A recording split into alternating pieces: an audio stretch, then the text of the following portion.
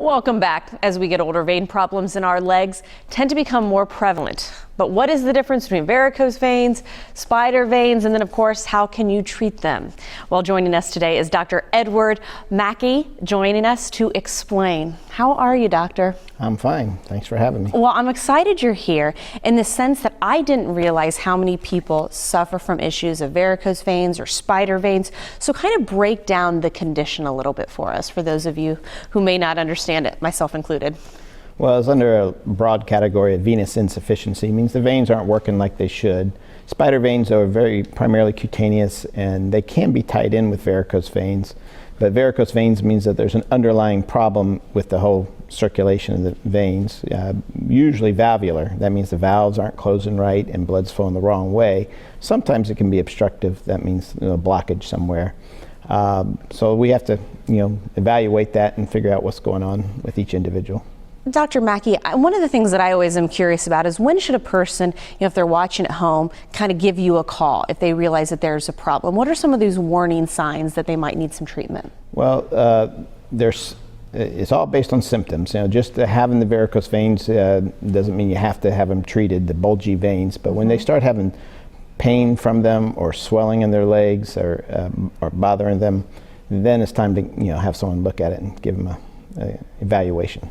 Well, not just someone though. I mean, you are a leader in this industry. I'm sure. I was gonna say, I can tell you're not one to brag, but talk a little bit about your credentials and your experience. Well, I'm a board certified vascular surgeon. Been doing this for 20 years, probably exclusively venous disease for about 16, 17 years now. So I've been doing it a long time, and seen the field has really changed dramatically since I started doing it, with all kinds of new techniques involved in the treatment, and we've kind of been there for the beginning of this, so it's been a fun ride. Well, what can a person expect if they do a visit you and make an appointment, come to your office? What can they expect in that consultation? Well, first we want to just figure out what's bothering them, and if it is largely cosmetic, that's a whole different process. But if they're having the symptoms, the pain or the swelling, then we almost always get an ultrasound to evaluate it. We're looking for the valve function. We're looking to see if there's any obstruction problems. But once we diagnose what's causing the problem that's really bothering them, then we can kind of narrow down what we can treat them, how we can treat them. And I'm curious, how common is this? Having issues that need treated. It's probably 20 to 50 million people have varicose veins. How many of them need to be treated?